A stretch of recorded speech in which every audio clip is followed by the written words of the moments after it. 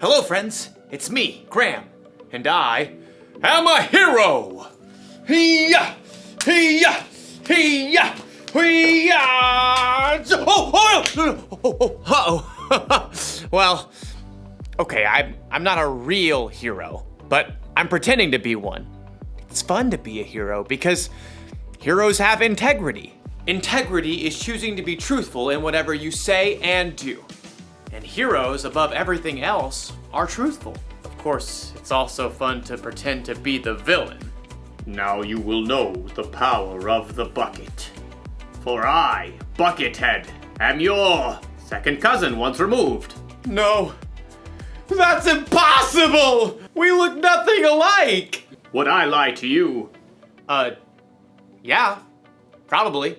You're right, I probably would.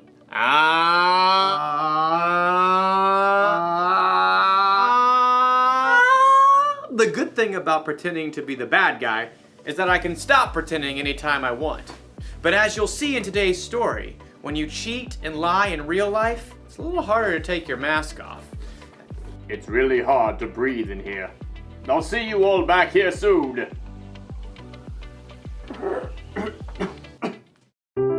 The Bible. It's 66 books of history, stories, letters, and poetry that fit together to form God's one big story. The epic adventure of how He created us and loves us so much that He made a way to rescue us. As we travel through the Bible, from Genesis to Revelation, we discover people who met God and found their lives changed forever. Now, for an amazing story, inspired by the book of 2 Kings, chapter 5. Naaman was the commander of the army of Aram, one of Israel's greatest enemies.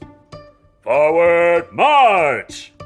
Though Naaman was a wealthy man, he had one problem that no doctor could solve. He had a terrible skin disease.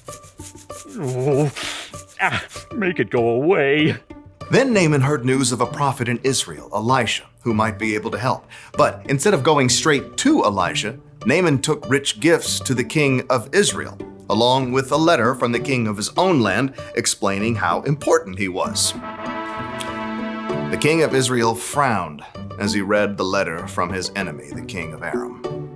I am sending my servant Naaman to you with this letter. I want you to heal him of his skin disease. What? No! I'm not God. Your king is trying to pick a fight with me. But I just Not want... listening. La, la, la, la, la. The king of Israel made such a fuss that Elisha heard the news and sent a messenger. It was probably his trusted servant, Gehazi. I'm a good guy. Trust me. Gehazi took Elisha's message to the king. Elisha says tell the man to come to me. Gehazi raced back home to help Elisha prepare for the important visitor, and sure enough, the king of Israel sent Naaman straight to their doorstep. Gehazi peeked out the window. Look how low the chariot is riding. What's in the back? Embroidered robes and bags of something? Gehazi? Hurry up. You gotta look good for this guy. I'll get you your best robe. Nope. You're not wearing the robe? I'm not going out. Not going out? No, you are. My robe? What's wrong with your robe? It's old. It's not even a decent name brand like Melchizedek or Queen Jezebel. Elisha sent his servant out the door with a message for Naaman. Are you the prophet? No. But let me just say that is one excellent chariot. I see you got the golden hubcap. Where's Elisha? He says, go. Wash yourself in the Jordan River 7 times. Then your skin will be healed. You will be pure and clean again. I thought Elisha would come out himself. I know, right? Look, can't he just say some words and wave his hand and, make me better? That's what I was thinking too. And the Jordan River? I mean, it's full of muck and tadpoles and... forget it. Naaman tore off, angry, but his servants convinced him to follow Elisha's instructions. Naaman dipped 7 times in the murky Jordan River, and when he rose from the water on his 7th time... What? His skin was perfectly clean. He was healed. Unbelievable. Naaman raced back to Elisha's home. This time, the prophet came outside along with Gehazi. Naaman marveled at his unmarked arms and hands. Now I know that there is no God anywhere except in Israel. Please take a gift from me. Gehazi inched closer to the chariot.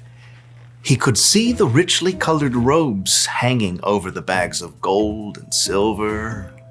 Is that a genuine Melchizedek robe? Uh-huh, the real deal. Just have your servants unload around back and I'll... Nope. I serve the Lord. You can be sure that he lives. And you can be just as sure that I won't accept a gift from you. What? Please, I'm begging you. He's begging you, Elisha. But Elisha still refused to take a single coin from Naaman and send him away in peace. Elisha went back inside, leaving Gehazi speechless on the doorstep. What? No. Seriously? Gehazi could still see the dust kicked up by the horse's hooves. Elijah should have taken something. If he didn't want it, he could have just given it to me.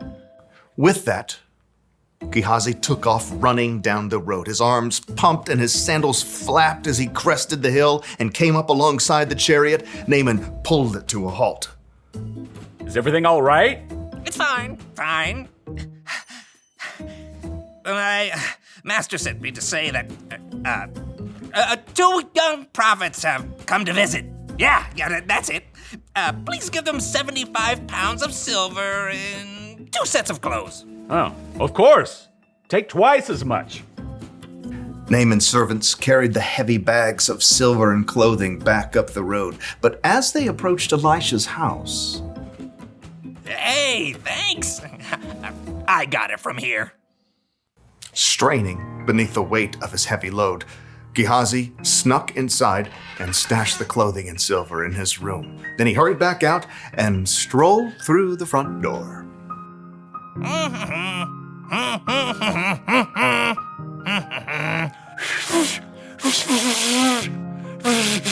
Can't whistle. Elisha studied him with sharp eyes.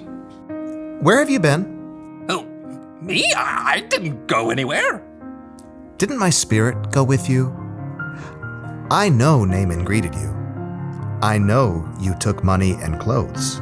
I was just being nice to the horses, making their load lighter. You and your family after you will have Naaman's skin disease. Then I can't wear my new robes.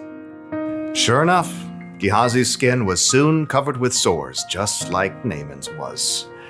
Gehazi's lie had won him some new clothes, but it had cost him Elisha's trust and a full and healthy life.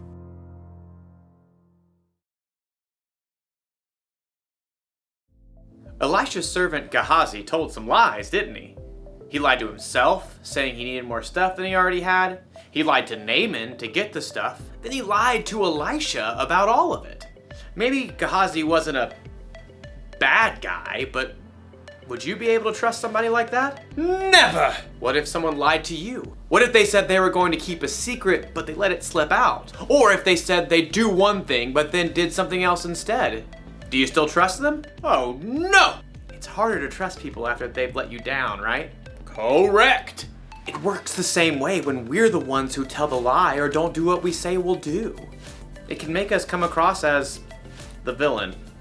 So here's the one very important thing to remember. When you're not truthful, you lose trust. When you are truthful, you're the hero!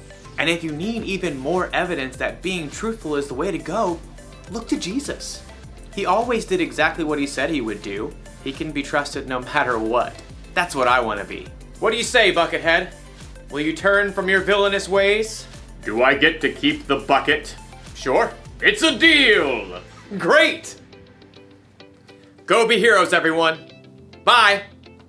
Hey, Buckethead, how do you feel about tacos?